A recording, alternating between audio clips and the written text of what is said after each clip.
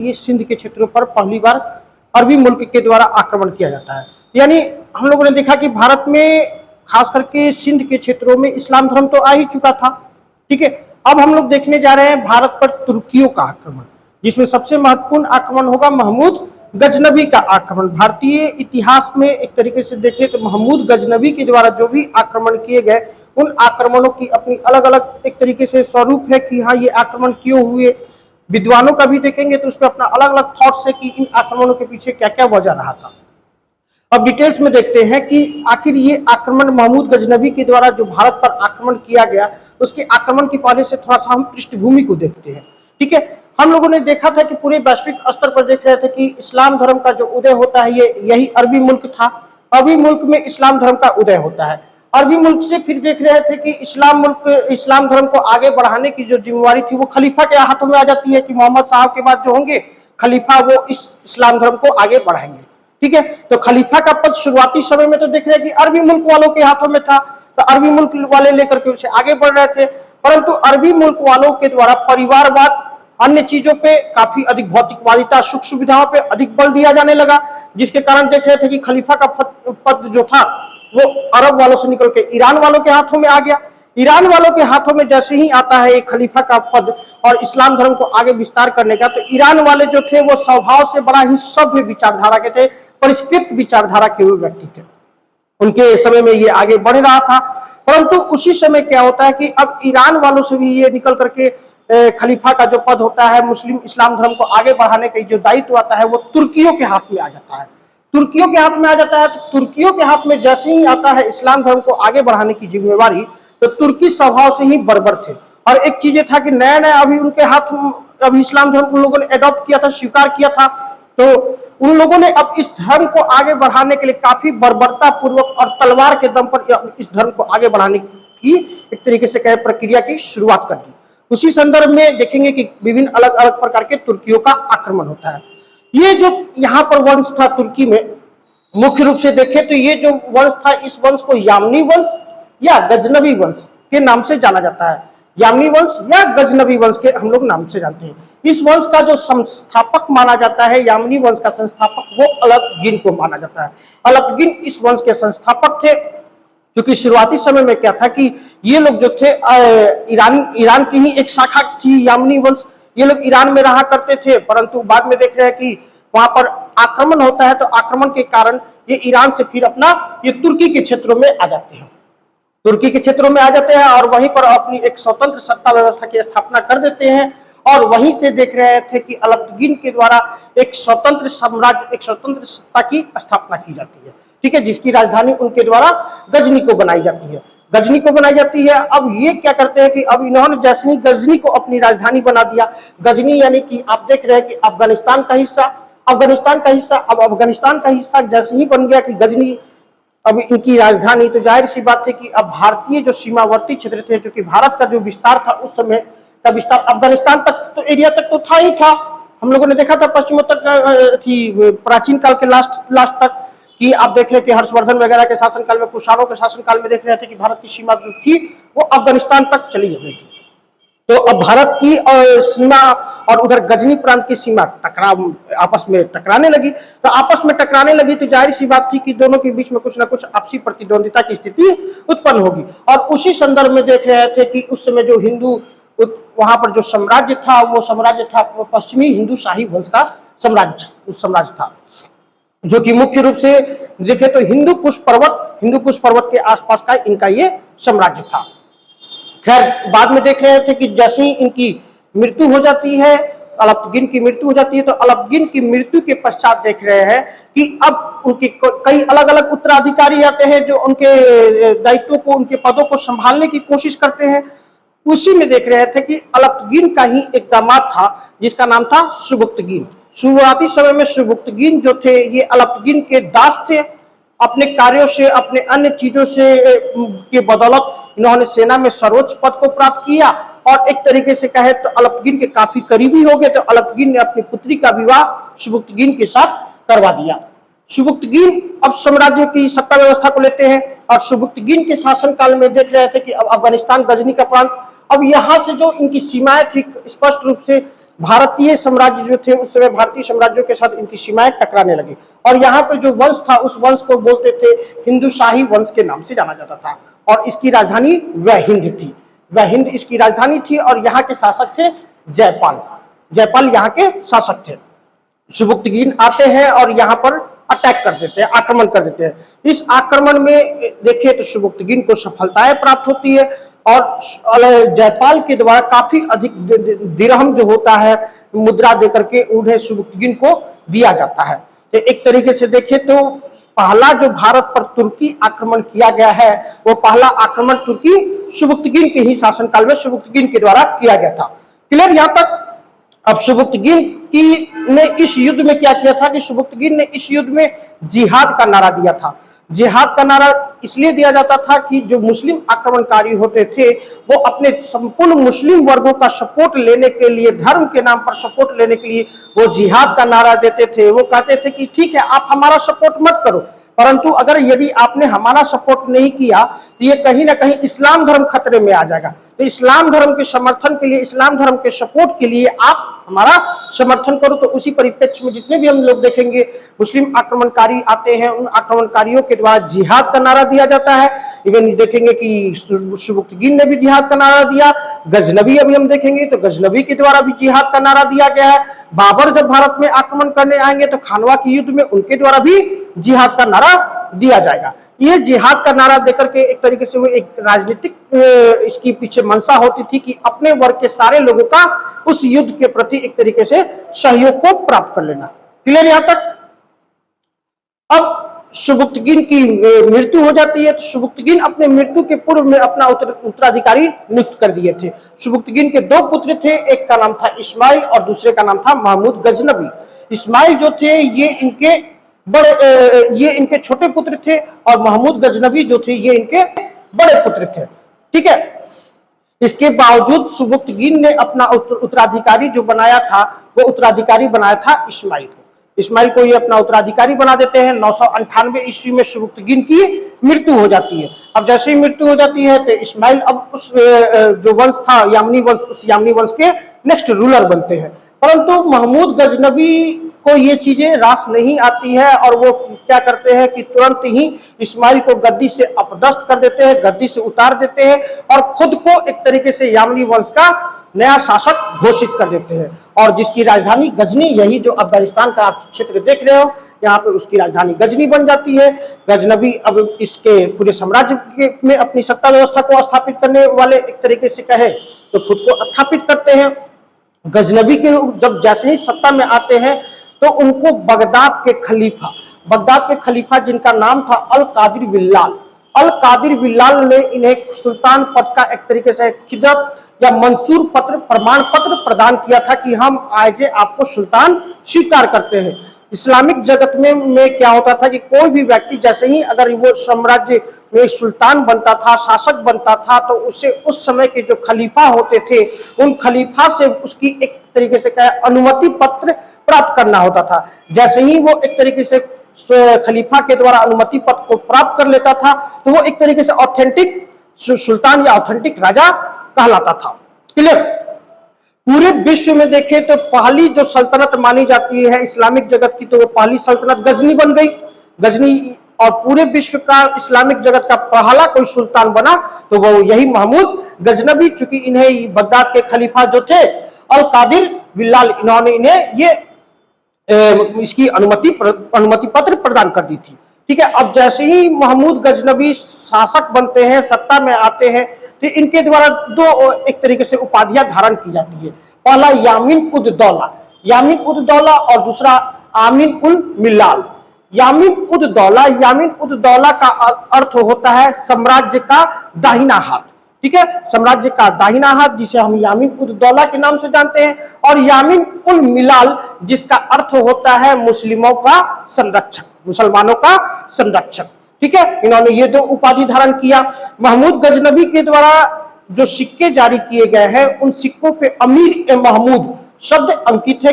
ये खुद को अमीर ए महमूद कहते थे। तुर्की के जितने भी सरदार होते थे वो सरदार खुद को अमीर कहा करते थे, तो इन्होंने भी अपने सिक्के पे अमीर ए महमूद शब्द को अंकित कराया। इनके जो सिक्के थे, इन सिक्कों पर देखें तो एक तरफ देखेंगे कि संस्कृत भाषा में, तो दूसरी तरफ देखेंगे कि अरबी भाषा में अंकित है, जिससे एक ही सिक्के पे दो अलग अलग भाषाएं अंकित है, एक संस्कृत और दूसरा अरबी। क्लियर यहां तक। अब गजनबी भारत पर गजनबी सत्ता में आ जाते हैं, तो उसी समय इनके द्वारा एक प्रतिज्ञा लिया जाता है, शपथ लेते हैं कि मैं भारत पे आने वाले समय में निरंतर आक्रमण करूंगा। इसके पीछे का जो वजह यह था कि सुबुक्तगिन के शासनकाल में ही हम लोगों ने देखा कि जयपाल के साथ इनका युद्ध होता है। जयपाल के साथ युद्ध होता है, तो उस युद्ध में इन्हें अकूत धन संपत्ति की प्राप्ति होती है। तो भारत एक संपन्न देश था, इसके बारे में उनको पता चल चुका था। दूसरी चीज है कि भारत की संपन्नता के बारे में बहुत पहले से ही लोगों को जानकारी थी, क्योंकि इसलिए कि अरबियों का भी आक्रमण हुआ था सिंध के क्षेत्रों में अरबियों का भी आक्रमण हुआ था, तो मोहम्मद बिन कासिम यहाँ से अच्छा खासा धन संपत्ति लूट करके लेके गए हुए थे।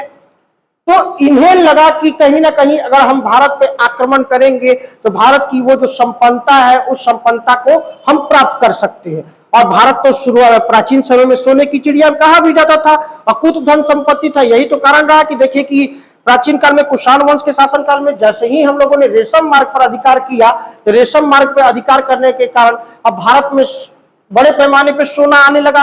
यही कारण रहा कि कुषाण वंश के द्वारा सबसे अधिक शुद्ध सोने का सिक्का जारी किया गया। फिर बाद में हम लोगों ने देखा गुप्तों के शासनकाल में सबसे अधिक भारत में सोने के सिक्के की मुद्राएं जारी की गई। तो ये भारत में जो सोने के सिक्का, सबसे शुद्ध सोने का सिक्का, और हर बात पे सिर्फ और सिर्फ सोने का सिक्का ही निकल रहा है, तो कहीं ना कहीं अन्य जो देश थे उन देशों में भारत की संपन्नता का तो संदेश जा ही रहा होगा। और व्यापारी वर्ग यहाँ से जो अपना व्यापारिक गतिविधियां भी हमारा था, इनके साथ अरबी मुल्कों के साथ, अन्य देशों के साथ हमारा व्यापारिक संबंध भी था। तो व्यापारिक संबंध था तो वहां के जो व्यापारी वगैरह थे, कहीं ना कहीं भारत की संपन्नता के बारे में वहां चर्चा तो करते होंगे, तो उन्हीं लोगों ने वहां पर चर्चा किया। तो भारत की ये जो संपन्नता थी काफी अधिक लोकप्रिय थी।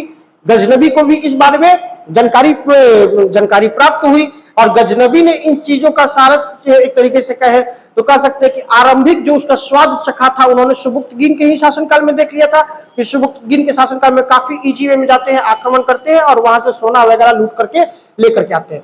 अब इसी परिदृश्य में क्या होता है कि गजनबी के द्वारा जैसे ही शपथ ग्रहण लिया जाता है, तो शपथ ग्रहण लेने के बाद ये भी प्रतिज्ञा लेते हैं कि मैं भारत पर आक्रमण करूंगा। हालांकि माना जाता है कि गजनबी ने भारत पर कुल 17 बार आक्रमण किए, कुल 17 बार ये आक्रमण करते हैं। इनका टोटल जो आक्रमण होता है 1000 ईस्वी से लेकर के 1027 ईस्वी तक हम लोग को देखेंगे कि टोटल इनके 17 आक्रमण किए गए। गजनबी की ये जो आक्रमण है, इन आक्रमणों के विषय में जो एक व्यवस्थित हमें जो जानकारी प्राप्त होती है, वो यूरोपीय विद्वान है हेनरी इलियट की ही रचनाओं के माध्यम से देख रहे हैं कि गजनबी के इस अटैक के बारे में जानकारियां प्राप्त होती है। अब इनके जो 17 आक्रमण है, इन 17 आक्रमण का कोई व्यवस्थित स्वरूप नहीं है कि हाँ क्रमिक रूप से कि ये पहला ये दूसरा, ऐसे ऐसे किसी भी आक्रमण का एक क्रमिक स्वरूप नहीं है, परंतु 12 जो आक्रमण है, इन 12 आक्रमणों के बारे में एक तरीके से जानकारी प्राप्त है।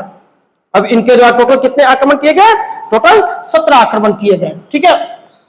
अब इन आक्रमणों में हम देखें तो इनके द्वारा जो पहला आक्रमण किया जाता है, ये 1000 ईस्वी में किया जाता है भारत के सीमावर्ती क्षेत्रों में।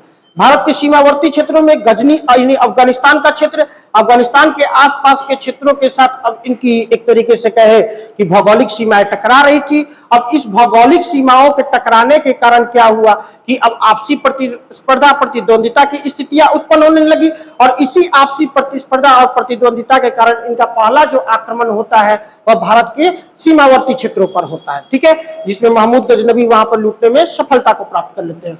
दूसरा इनका जो आक्रमण होता है, दूसरा आक्रमण होता है हिंदू शाही राज्य के विरुद्ध।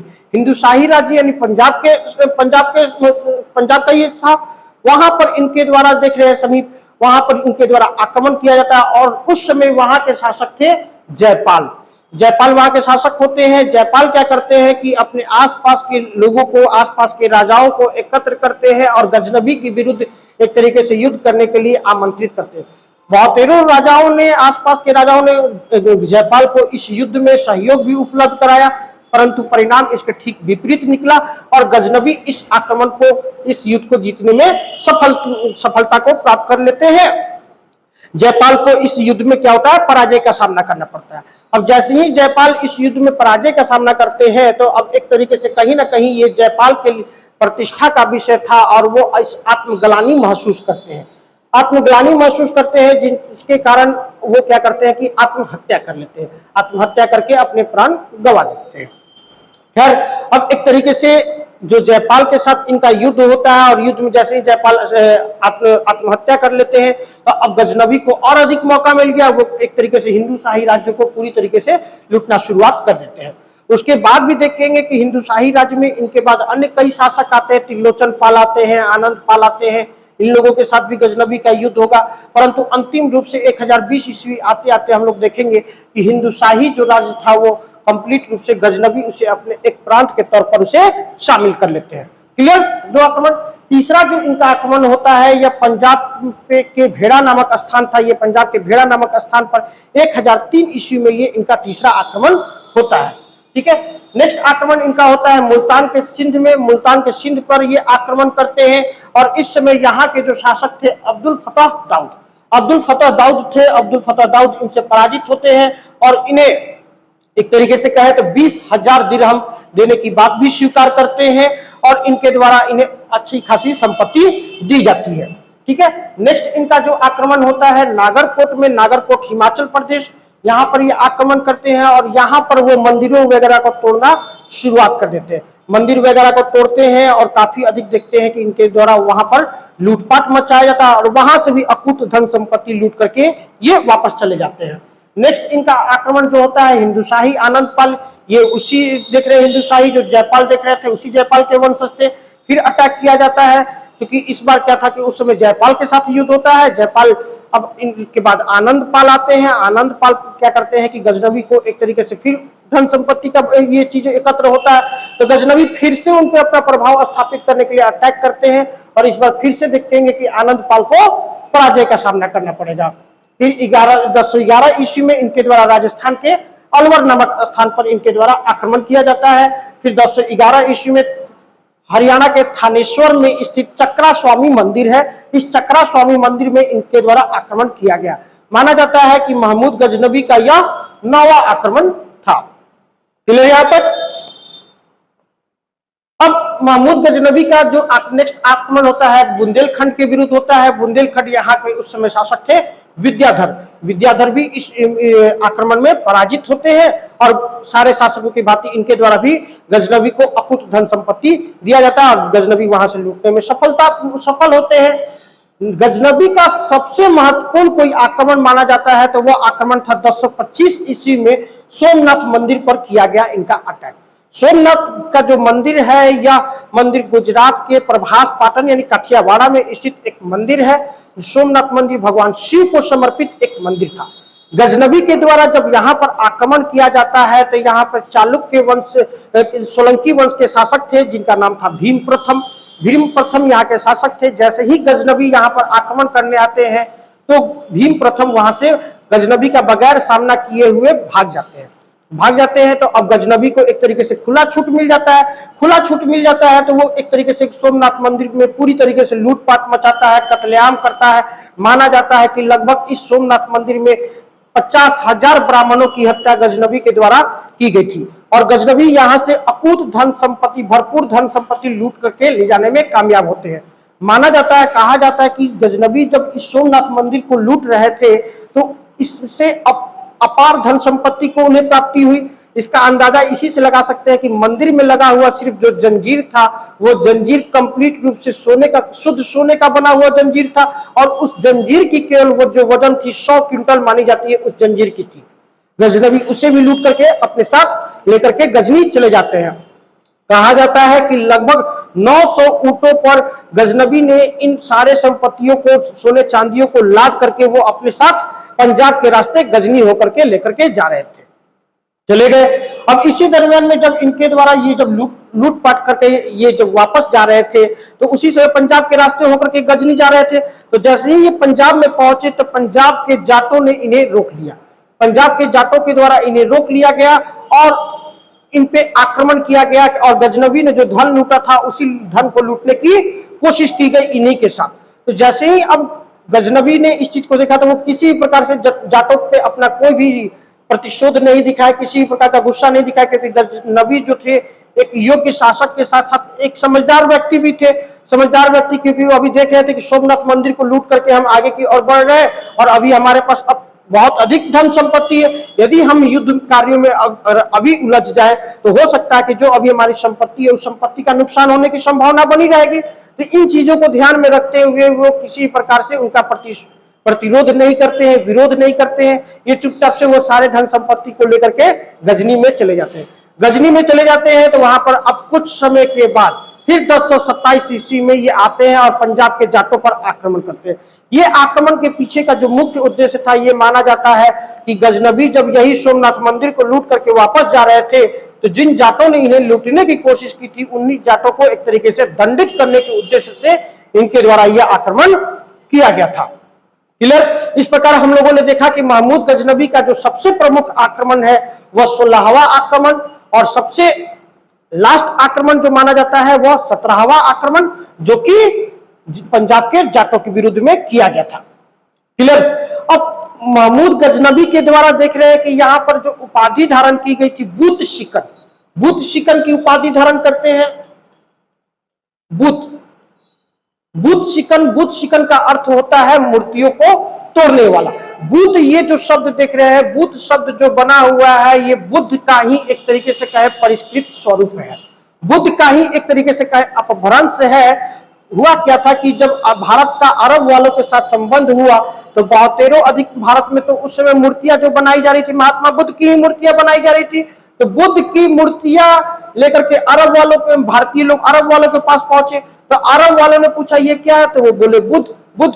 तो वही बुद्ध से एक तरीके से उसी का एक अपभ्रंश आया बुद्ध, और बुद्ध का ही अर्थ हो गया एक तरीके से मूर्ति। क्लियर? तो अब देखिए यहाँ पे एक और चीज है कि महात्मा बुद्ध, जिस महात्मा बुद्ध ने पूरे जीवन अपने लोगों से कहा था कि हमारी मृत्यु के बाद आप हमें मत पूजिएगा, हमारी मृत्यु के पश्चात आप किसी प्रकार का हमारी मूर्तियों का निर्माण मत करवाइएगा, और सबसे अधिक सर्वाधिक किसी की मूर्तियों का निर्माण हुआ तो महात्मा बुद्ध की ही मूर्तियों का निर्माण हुआ। और एक चीज, मूर्तियों का तो निर्माण हुआ ही हुआ, मूर्ति शब्द यानी बुद्ध का अभिप्राय ही बुद्ध ही बन गए। एक चीज और ये रहा, तो ये बुद्ध शब्द आया। अब भारत का जो देश था, इन भारत देश में बहुतेरों ऑलरेडी बहुदेववाद का प्रचलन था। बहुदेववाद का प्रचलन शुरुआती समय में से था और एक तरीके से मूर्तियों की पूजा पाठ करने की प्रक्रिया की शुरुआत यहाँ पर हो रखी थी। गजनबी आते हैं तो गजनबी के द्वारा क्या किया जाता है, इन मूर्तियों को तोड़ा जाता है और तोड़ करके इसीलिए उन्होंने उपाधि धारण की बुत शिकन, जिसे हिंदी में बोला जाता है मूर्ति भंजक, यानी कि मूर्तियों को तोड़ने वाला। क्लियर? माना जाता है कि सोमनाथ मंदिर के जो वो मूर्तियों को तोड़वाए और उन मूर्तियों को तोड़वा करके उनके जो पत्थर थे उन पत्थरों को वो ले जा करके अपने यहाँ गजनी के मस्जिदों की सीढ़ियों पर उसे चुनवा दिए। तो एक तरीके से ये धार्मिक दृष्टिकोण से भी रहा कि वो अपने धार्मिक दृष्टिकोण से कहीं ना कहीं यहाँ के जो धर्म थे, धर्म को नीचा दिखाने की कोशिश की गई कि महमूद गजनबी के द्वारा। खैर, आखिर गजनबी के द्वारा 17 आक्रमण किए गए। इन 17वें आक्रमण में लास्ट आक्रमण हम लोगों ने देखा कि 1027 ईस्वी में। 1030 ईस्वी में क्या होता है कि मलेरिया रोग के कारण गजनी में ही महमूद गजनबी की मृत्यु हो जाती है और गजनी में ही इनको दफना दिया जाता है। क्लियर? अब जैसे ही अब इनकी मृत्यु हो जाती है तो मृत्यु के पश्चात गजनी में यही देख रहे हैं कि महमूद गजनबी को दफना दिया जाता है। अब इनकी मृत्यु के पश्चात अब देखेंगे कि एक तरीके से आने वाले समय में लगभग मान के चलिए कि 150 साल तक भारत में और में कोई दूसरा मुस्लिम आक्रमण नहीं होता है। फिर नेक्स्ट जो आक्रमण होगा वो हम लोग देखेंगे महमूद गौरी के नेतृत्व में भारत पर नेक्स्ट आक्रमण किया जाएगा। खैर, ये तो हम लोगों ने आक्रमण को देखा। आखिर ये आक्रमण के पीछे क्या उद्देश्य थे, क्या कारण थे कि महमूद गजनबी ने भारत पर आक्रमण किया? अब इस विषय को लेकर के सारे विद्वानों के अपने अलग अलग आइडियोलॉजी है, अलग अलग विद्वानों ने अपने अलग अलग विचार व्यक्त किया है कि महमूद गजनबी ने फलाने कारण से भारत पर आक्रमण किया, क्या क्या आक्रमण किया। इसके पीछे इन्होंने देखे तो इनके द्वारा भी जिहाद का नारा दिया गया।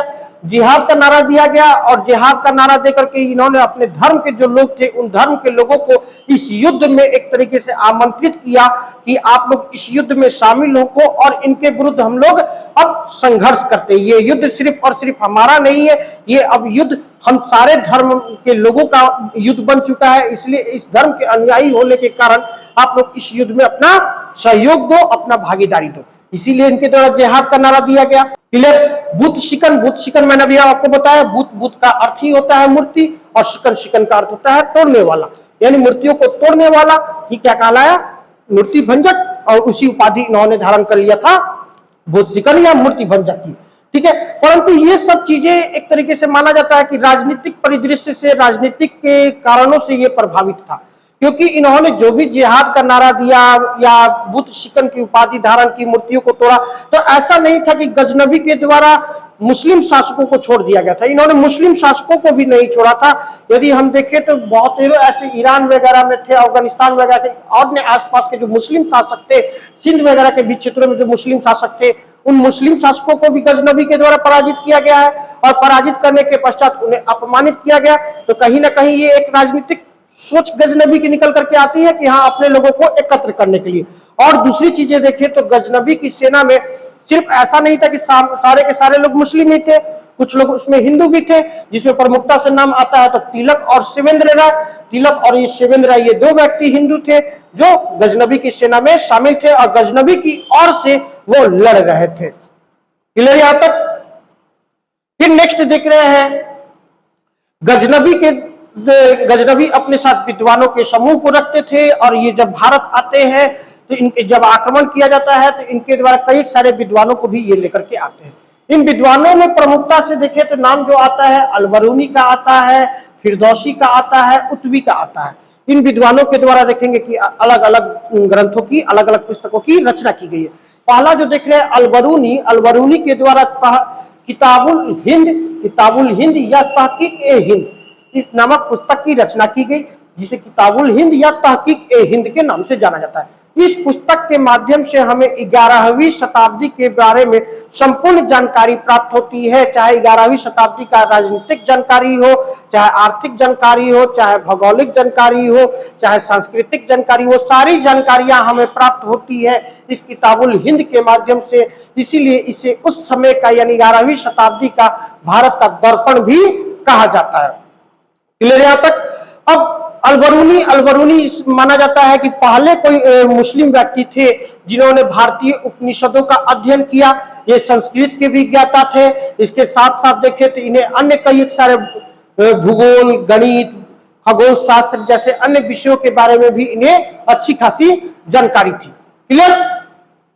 फिर देख रहे हैं फिरदौसी ये भी गजनबी के साथ आए हुए थे। इनके द्वारा देख रहे हैं कि पुस्तक की जो रचना की गई वह था शाहनामा। ठीक है। फिर एक अन्य विद्वान थे उतवी जो देख रहे हैं ये महमूद गजनबी के दरबारी इतिहासकार थे। इनके द्वारा जो पुस्तक लिखी गई वो किताबुल यामिनी यानी यही यामिनी वंश, यानी इस वंश के बारे में हमें जानकारी प्राप्त होती है इस पुस्तक के माध्यम से, इसीलिए किताबुल यामिनी। इस पुस्तक के उन्होंने उतवी के द्वारा रचना की गई, जिसके माध्यम से हमें गजनबी वंश के बारे में या यामिनी वंश के बारे में संपूर्ण जानकारियां प्राप्त होती है। एक बार बीपीएससी पूछा भी है कि उपरोक्त विद्वानों में कौन सा उनका दरबारी इतिहासकार था। इतिहासकार उतवी ही थे। क्लियर। अब गजनबी ने भारत पर आक्रमण क्यों किया? आक्रमण आखिर ठीक है, गजनबी का भारत पर आक्रमण होता है तो इन आक्रमणों के पीछे गजनबी का क्या उद्देश्य था? अब हर किसी का यहाँ पर अपना अलग अलग कारण है। कुछ विद्वानों का जो मत है कि इन्होंने धार्मिक कारण से भारत पर आक्रमण किया, कुछ कहते हैं कि राजनीतिक कारण था, कुछ कहते हैं कि गजनबी ने प्रतिष्ठा की प्राप्ति के लिए भारत पर आक्रमण किया, कुछ कहते हैं कि हाथी की प्राप्ति। एक विद्वान है अवध नारायण पांडे, एबी पांडे के द्वारा देखेंगे कि इनके द्वारा कहा गया कि हाथी की प्राप्ति के लिए, अवध बिहारी पांडे, इनके द्वारा कहा गया कि हाथी की प्राप्ति के लिए भारत पर आक्रमण करते हैं। फिर कुछ विद्वान कहते हैं कि सिर्फ और सिर्फ इसके पीछे जो वजह था वह था आर्थिक लाभ, यानी धन की प्राप्ति ही इनके आक्रमण के पीछे मुख्य उद्देश्य था। उतवी जो अपनी किताबुल यामिनी जो पुस्तक लिखते हैं, उस किताबुल यामिनी पुस्तक में कहते हैं कि इस आक्रमण के पीछे जो ठोस वजह था वो धार्मिक वजह था। ये कहते हैं कि अपनी पुस्तकों में कि गजनबी के द्वारा क्या गया कि अपने इस्लाम धर्म को और अधिक आगे बढ़ाने के लिए ये भारत पर आक्रमण करते हैं, और आक्रमण करके इन्होंने बुद्ध शिकन की उपाधि धारण की, और एक तरीके से इस्लाम धर्म को ये आगे बढ़ाने में इनकी एक महत्वपूर्ण भूमिका रही, जिसका सपोर्ट भी करती है अपनी रचना के माध्यम से। ठीक है, राजनीतिक कारण ये था कि जैसे कि हम लोगों ने देखा था कि राजनीतिक कारण में अब गजनबी जैसे ही सत्ता में आते हैं तो जाहिर सी बात था कि इनका अपना साम्राज्य को आगे बढ़ाना था, मध्य एशिया के आसपास के क्षेत्रों को इनको सुदृढ़ करना था। तो मध्य एशिया के राज्य के शासकों को जो अपने आसपास के क्षेत्रों को सुदृढ़ करना था, तो जाहिर सी बात थी कि ये इसके लिए अपना राजनीतिक परिदृश्य से आसपास के क्षेत्रों को जीतने लगे। अब आसपास के क्षेत्रों को जीतने लगे तो भारत के साथ इनकी सीमाएं टकराने लगी तो इन्होंने भारत पर अटैक कर दिया था। एक और चीज माना जाता है कि प्रतिष्ठा की प्राप्ति के लिए इन्होंने भारत पर आक्रमण किया। प्रतिष्ठा की प्राप्ति के लिए माना जाता है कि महमूद गजनबी ने भारत पर आक्रमण किया, परंतु यदि प्रतिष्ठा की प्राप्ति के लिए या धार्मिक कारणों से अगर ये भारत पर आक्रमण किए होते तो जहां जहां पे आक्रमण करते वहां पर अपनी धार्मिक व्यवस्थाओं को स्थापित करते, परंतु ऐसा कहीं देखने को नहीं मिलता है कि गजनबी जहां पर सत्ता व्यवस्था को जीतते हैं वहां पर अपनी सत्ता व्यवस्था को स्थापित करते। वो आते हैं, धन लूटते हैं और फिर वापस भाग जाते हैं। तो एक तरीके से लुटेरा की भूमिका, आक्रमणकारी की भूमिका में थे। तो इन सब चीजों को भी एक और चीज माना जाता है कि हाथी की प्राप्ति के लिए, कि गजनबी ने हाथी की प्राप्ति के लिए भारत पर अटैक किया, क्योंकि मध्य एशिया का बहुत सारा ऐसा कुछ क्षेत्र था जिन क्षेत्रों को गजनबी जीतना चाहते थे, परंतु वो दलदली क्षेत्र था, तो उन क्षेत्रों को हाथियों के सहयोग से ही उस पर सफलताएं प्राप्त की जा सकती थी। तो इसी संदर्भ में इन्होंने हाथी की प्राप्ति के लिए भारत पर आक्रमण किया गया। परंतु ये भी जो तर्क है ये कहीं से भी एक तरीके से कहे बुनियादी नहीं माना जाता है, क्योंकि अगर उस समय गजनबी जब भारत पर आक्रमण कर रहे थे, उस समय के अगर हम भारत की स्थिति को देखें तो भारत में सबसे अधिक जो हाथी पाए जाते थे कलिंग के क्षेत्रों में, उड़ीसा के क्षेत्रों में पाए जाते थे, परंतु एक भी ऐसा प्रमाण नहीं मिलता है जिन प्रमाणों से यह स्पष्ट हो कि गजनबी ने कलिंग पर आक्रमण किया हो। तो ये भी इनके जो तर्क है कहीं ना कहीं उतना ठोस रूप में सामने नहीं आते हैं। अब एक आता है आर्थिक कारण। गजनबी के आक्रमण, जो भी आक्रमण हुए उन आक्रमणों के लिए हो सकता है कि कई एक अलग अलग कारण उत्तरदायी रहे हो, परंतु एक सर्वमान्य है कि इनके आक्रमण के पीछे का जो सबसे मेन उद्देश्य था वो भारत से धन की प्राप्ति करना, अकूत धन संपत्ति, भारत की गौरवशालिता, भारत की संपन्नशालिता, इन सब चीजों के बारे में तो गजनबी ऑलरेडी पहले से ही परिचित थे। पिताजी सुबुक्तगीन के शासनकाल में उन्होंने देखा कि एक छोटे से हिंदू शाही राज्य के ऊपर आक्रमण किया गया तो वहां से इन्हें धन संपत्ति की प्राप्ति हुई। तो भारत की संपन्नता का स्वाद तो वो पहले ही ऑलरेडी चख चुके थे। अब उसी चीज को और अधिक व्यापक रूपों में प्राप्त करने के लिए ये क्या करते हैं कि अब भारत पर निरंतर धन संपदा की प्राप्ति के लिए अटैक करना शुरुआत करते हैं, क्योंकि जब गजनी में ये जो अपने साम्राज्य की स्थापना कर रहे थे तो उस साम्राज्य को सुव्यवस्थित स्वरूप देने के लिए अकूत धन संपत्ति की आवश्यकता थी, और इन्होंने देखा कि ये सारे के सारे धन संपत्ति हमें मिल जा रहा है कहां से, भारत से। तो और इसी संदर्भ में सिर्फ और सिर्फ धन की प्राप्ति के लिए देख रहे हैं कि गजनबी के द्वारा भारत पर अटैक किया जाता है।